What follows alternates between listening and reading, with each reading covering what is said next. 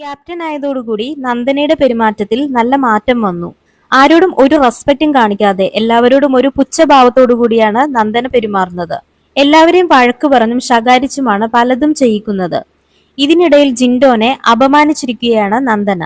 അർജുനും അർജുന്റെ ഫാമിലിയും ജിൻഡോയും കൂടെ ഒരിടത്ത് സംസാരിച്ചുകൊണ്ടിരിക്കുകയായിരുന്നു. ആ സമയത്ത് ക്യാപ്റ്റനായ നന്ദന അവിടേക്ക് കയറി വരുന്നു.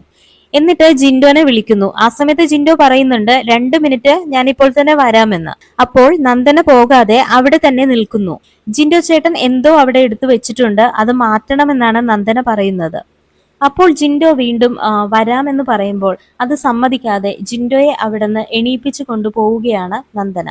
ഇപ്പോൾ ഹൗസിലുള്ളവർ മാത്രമാണ് ഇങ്ങനെ ഉണ്ടായിരുന്നതെങ്കിൽ പിന്നെയും ഓക്കെ. എന്നാൽ പുറത്തു നിന്ന് വന്നവരോട് കാര്യമായി സംസാരിച്ചു കൊണ്ടിരിക്കുമ്പോൾ ഇങ്ങനെ വന്ന് ഒരു ക്യാപ്റ്റൻ ആണെന്നുള്ള അഹങ്കാരത്തോടെ ഒരാളെ നിർബന്ധിച്ച് വിളിച്ചു കൊണ്ടുപോകുന്നത് ശരിയായ ഒരു കാര്യമല്ല. ഒരുപാട് പേരാണ് നന്ദനെ ഇപ്പോൾ ഇതിന്റെ പേരിൽ വിമർശിക്കുന്നത്.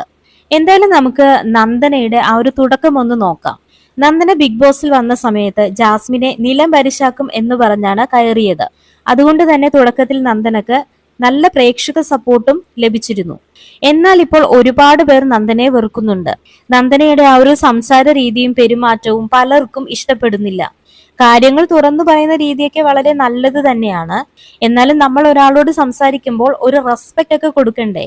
അതൊരു ബേസിക് ആയിട്ടുള്ള ഒരു കാര്യമാണ്. എന്തായാലും ജിൻഡോന് ഒരുപാട് ഫാൻസ് ആണ് ഇപ്പൊ പുറത്തുള്ളത്. അവരെല്ലാരും നന്ദനയുടെ ഇത്തരം പ്രവൃത്തിയെ നന്നായി വിമർശിക്കുന്നുമുണ്ട്.